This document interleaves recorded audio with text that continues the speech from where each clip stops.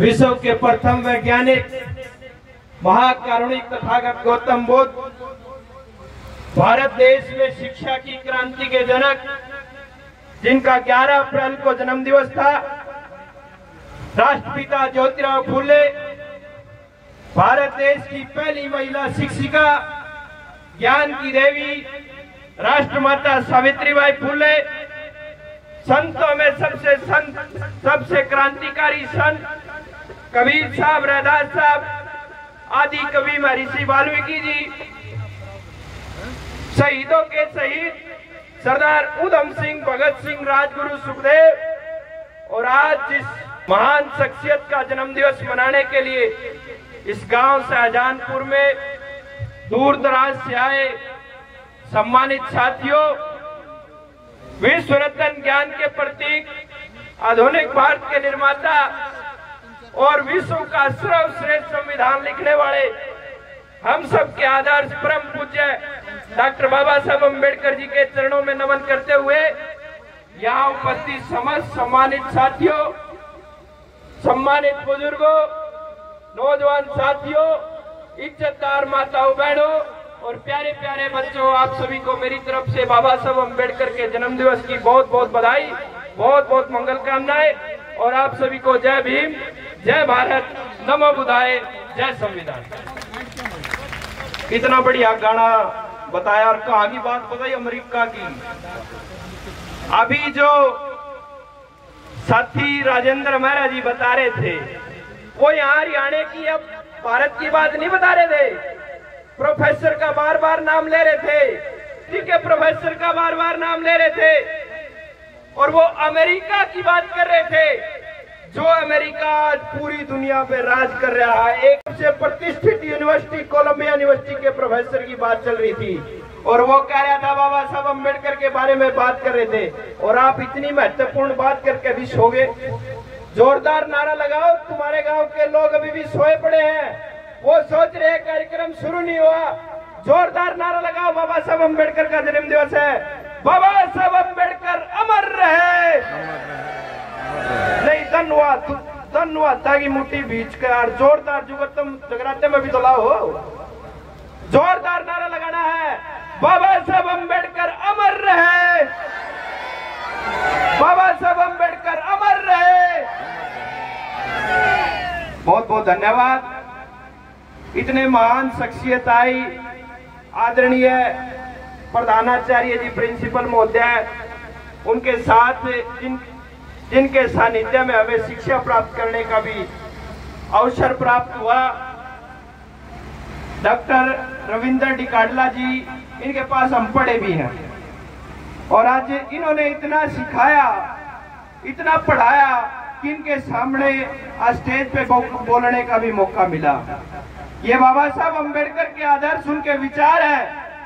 जो बच्चा, जिस घर में बाबा साहब अम्बेडकर के विचार चले गए, तो वो तो यहाँ माइक पर आके और ऐसे पगड़ी पहन के अपने समाज की, अपने हक हकूक की बात करेगा।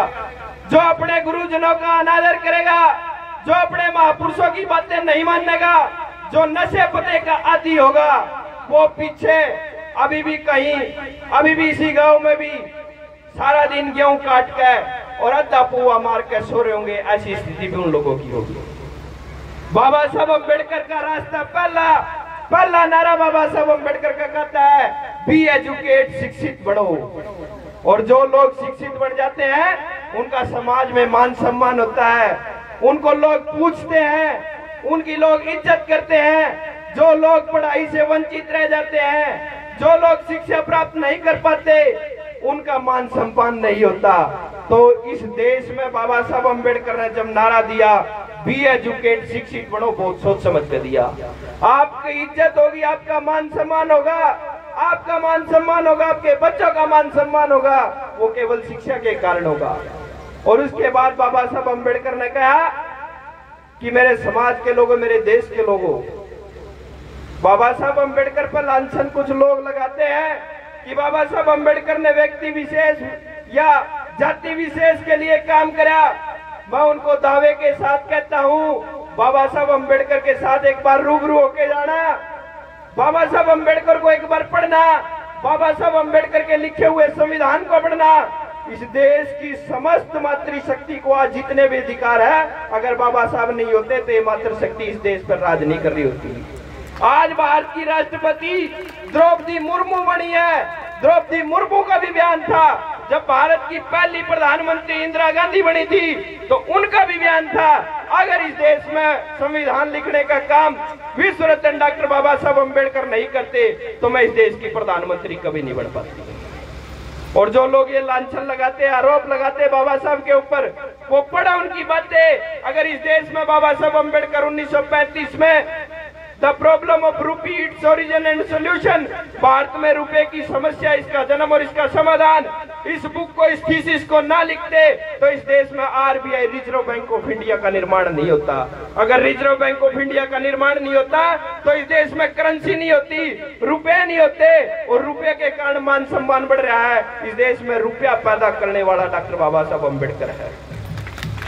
इस देश की महिलाओं को मैटरनिटी लीव मिलती है, पुरुषों को पैटर्निटी लीव मिलती है। इस देश में ईएसआई, पीएफ की सुविधा मिलती है।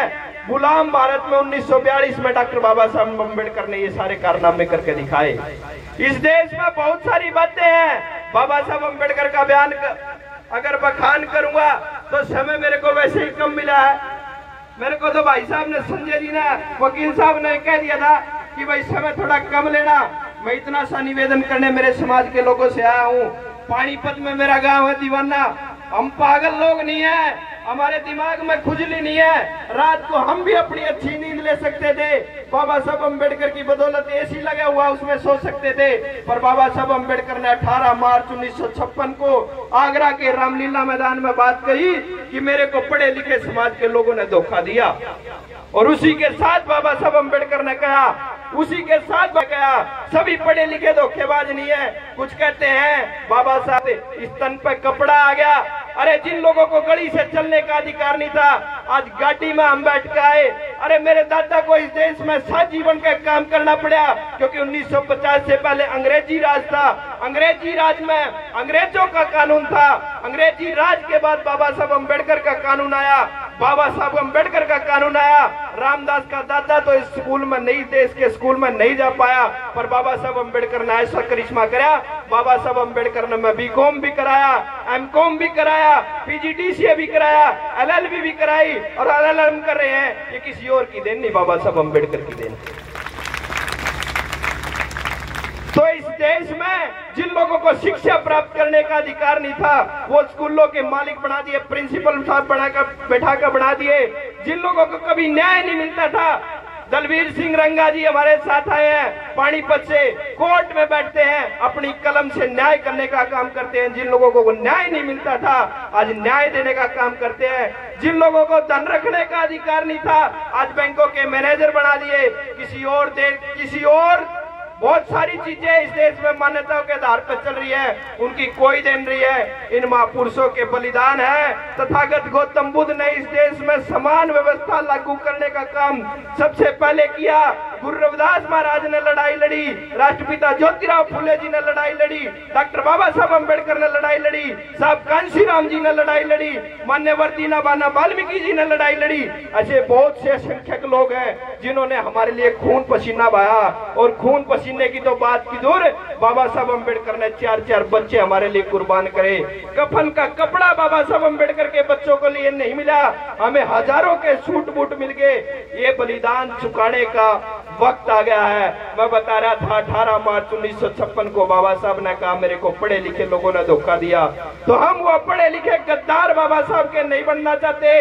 इसलिए रात को बिहाड़ा गांव में नहीं मारते थे, फीस दे भाई, हमारे को कोई फीस नहीं देता है आने की, अपने खर्च पे आते हैं, कुछ साथियों का सहयोग भी करके जाते हैं। बस इतना सा काम कर रहे हैं। बाबा साहब अम्बेडकर ने 18 मार्च को 2 लिस्ट बनाई, एक गद्दारों वाली, एक वफादारों वाली। और ये आज पंडाल में जितने लोग बैठे हैं, जो सोशल मीडिया के माध्यम से या किन्हीं और माध्यम से समाज को जागरूक करना का काम कर रहे हैं, वो बाबा साहब के वफादारों वाली लिस्ट में है। अन्यथा बाबा साहब के एक हरियाणा में कहावत है, अगर जिसके खाइए टिकड़े और उसके गाइए गीतड़े।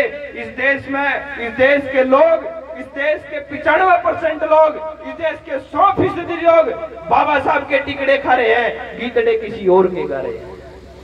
नहीं तो इस गांव में इतने समाज के लोग थोड़ी होंगे, ये पंडाल भर जाना चाहिए था। टिकड़े तो बाबा साहब के खाए, अगर जागरण होता तो बहुत बड़ी भीड़ होती, वहां गीतड़े किसी और के गा रहे हैं। तो मेरी माताओं, आपको बहुत ध्यान से समझना है, बाबा साहब ने 4 कुर्बानियां दी है। माता रमाबाई का त्याग किया, जिन्होंने बाबा साहब को बाबा साहब बनाया, अंबेडकर को डॉक्टर अंबेडकर बना के दिखाया। अगर माता रमाबाई त्याग नहीं करती तो बाबा साहब इस देश में, इस दुनिया में इतने बड़े नेता नहीं बन पाते। तो आप भी इतना सा त्याग करो। अब ना अपने बच्चे मारने हैं, ना कोई भूख से मारना है। अब तो इतना सा काम करना है, अपने बच्चों को बाबा साहब अंबेडकर वाली, रैदास महाराज वाली, तथागत गौतम बुद्ध वाली विचारधारा पे लेके जाना। वाह जी वाह, धन्यवाद। तो आप लोगों को इतना सा काम करना है कि अपने बच्चों को गलत संगति में नहीं ले जाना, ना कावड़ लेके भेजना है, ना किसी के व्रत में ले जाना है। अभी 9 दिन चले होंगे व्रत, उनको सभी को बंद कर दो, अपने घर में चित्र लगा दो। अब हमारे घरों में चित्र दूसरे तरह के हैं, कावड़ वाले के होंगे, कावड़ वाले का चित्र होगा तो कावड़ वाला तो नशे का आदी है और नशे का प्रतीक दिखाता है, हमारे बच्चे नशा करेंगे। अगर हमारे घर में चित्र बाबा साहब अंबेडकर का होगा, जेब में पेन टंगा होगा, हाथ में भारत का संविधान होगा, तो हमारा बच्चा पूछेगा कि ये कौन है, और फिर बताना उस बच्चे को कि ये वो शख्स है जिसने दूसरों की चप्पल जूतों में बैठ के 4 साल तक पढ़ाई करी और आज दुनिया का सबसे ज्यादा पढ़ा लिखा इंसान बन गया। तो आपका बच्चा हो सके डॉक्टर बाबा साहब अंबेडकर ना बन पावे, हो सके बाबा साहब अंबेडकर की तरह जग में नाम ना करा पावे, पर इतना दावा जरूर करता हूँ, इस डाणा गांव का, शाहजहानपुर का, गरोंडे का, करनाल का नाम तो जरूर करा देगा, ये मेरा दावा। और नहीं तो जिस व्यवस्था में हमारे बच्चे जिब बालक पैदा हुए, जिब बालक हमारे पैदा हुए, तो हमने ढोल बजाने का काम करना था। हमारे घर में ढोल नहीं होता तो हमारी माताएं थाली बजाती है। थाली इसलिए बजाती है, यो बच्चा कल ना बड़ा होगा तो हमारा समाज में नाम रोशन करेगा, हमारा देश में नाम रोशन करेगा। यह इसलिए बजाते हैं, हमारा बच्चा नशेड़ी बनेगा, भंगेड़ी बनेगा, या अपराधी बनेगा, चोर बनेगा, डकैत बनेगा। हम इसलिए बजाते हैं, हमारा बच्चा हमारा नाम रोशन करेगा। तो थाली तो बजा दी थी, उस थाली का कारनामा भी करके दिखाना है। महापुरुषों के सपने को बचाना है, इस देश को भी बचाना है। इस देश के मूल निवासी हम लोग हैं। सम्राट अशोक के बाद इस देश में 17 टुकड़े इस देश के कर दिए गए। कजाकिस्तान भी हमारा है, पाकिस्तान भी हमारा है, नेपाल भी हमारा है, म्यांमार भी हमारा है। बहुत सारी चीजें हैं, ये देश को टुकड़ों में बांटा जा रहा है, कभी जाति के नाम पे, कभी धर्म के नाम पे। हमें असली मूल मुद्दों से, असली बातों से, कभी इस देश में अभी एक बात चल रही है, एक राष्ट्र एक चुनाव, उस देश के प्रधानमंत्री को यह भी सोचना चाहिए, एक शिक्षा पूरे देश में समान रूप से लागू होनी चाहिए, चाहे गरीब का बेटा हो, चाहे अमीर का बेटा हो। बाबा साहब अंबेडकर के रास्ते पे और बाबा साहब अंबेडकर के विचारों पर तभी सार्थक साबित हो गए, नहीं तो पंचतीर्थ तो उन्हें बना दिए, दिल्ली में भी बना दिया, मऊ में बना दिया, और इंग्लैंड में जमीन खरीद कर वहां भी बाबा साहब अंबेडकर का स्मारक बना दिया। पर बाबा साहब अंबेडकर कहते हैं मेरे भगत बनने की जरूरत नहीं है, मेरे अनुयायी बनो। मेरा जो मार्ग है, जो मैंने त्याग तप और इस मिशन को, इस आंदोलन को यहाँ तक पहुंचाया, बहुत लड़ झगड़ के, बहुत हिम्मतों से पहुंचाया है, और कोशिश करना इसको आगे ले जाना। मेरे समाज के लोगों कोशिश करना इस आंदोलन को आगे लेके जाना, हो सके ये आगे ना जाए तो कोशिश करना ये पीछे भी मत जाने देना, और ये पीछे नहीं जाने देना इसका कर्तव्य, इस बात की जिम्मेदारी इस कार्यक्रम में बैठे प्रत्येक लोग की है। और घनी बड़ी बात नहीं करनी, घना जो है ना रोड़ा पर जाके नीला झंडा लेके जो है ना जय भीम के नारे लाए थे, बाबा साहब के नाम से इस देश में क्रांति नहीं आओगी। इस अगली बार 5 साल के बाद जब इस गांव में कार्यक्रम हो तो इस स्टेज पे आपके गांव के डॉक्टर, आपके गांव के इंजीनियर, आपके गांव के डीसी एसपी बैठ गए तो बाबा साहब अंबेडकर की जयंती बहुत हर्षोल्लास से बन जाएगी। इतना सा काम आप लोगों को करना है, समय की इजाजत नहीं है। बोलने का बहुत मन था, आप सभी ने मेरे को बहुत ध्यान से सुना। अरे भाई, अगर इस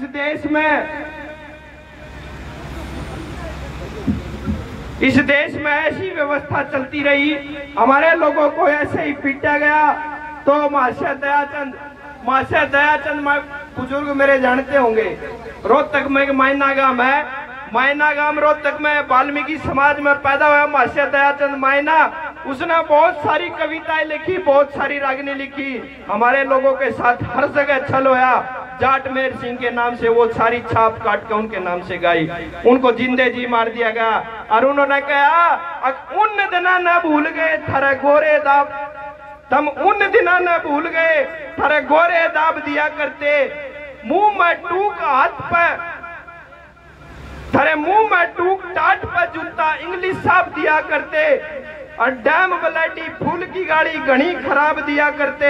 ये गरीब लग गए इतने बूढ़े वह के लाभ दिया करते, और बड़ी मुश्किल से काटी जाए वह कौम हरामी आ जाएगी, और जो गरीब सताए जाएंगे तो फिर गुलामी आ जाएगी। माशा जी इतनी बड़ी बात लिख के गए हैं, तो इन गरीबों का एक हो गया ना जिस दिन ये जाति के नाम पे, कोई वाल्मीकि के नाम पे, कोई चमार के नाम पे, कोई दानक के नाम पे, कोई सैनी के नाम पे, कोई कश्यप के नाम पे बटे हुए हमारे लोग हैं। इस देश का कंसेप्ट समझो, हम इस देश के मूल निवासी लोग हैं, और जब मूल निवासी वाला कंसेप्ट आप लोग समझ जाओगे तो इस देश की उन्नति प्रगति करने से कोई नहीं रोक सकता।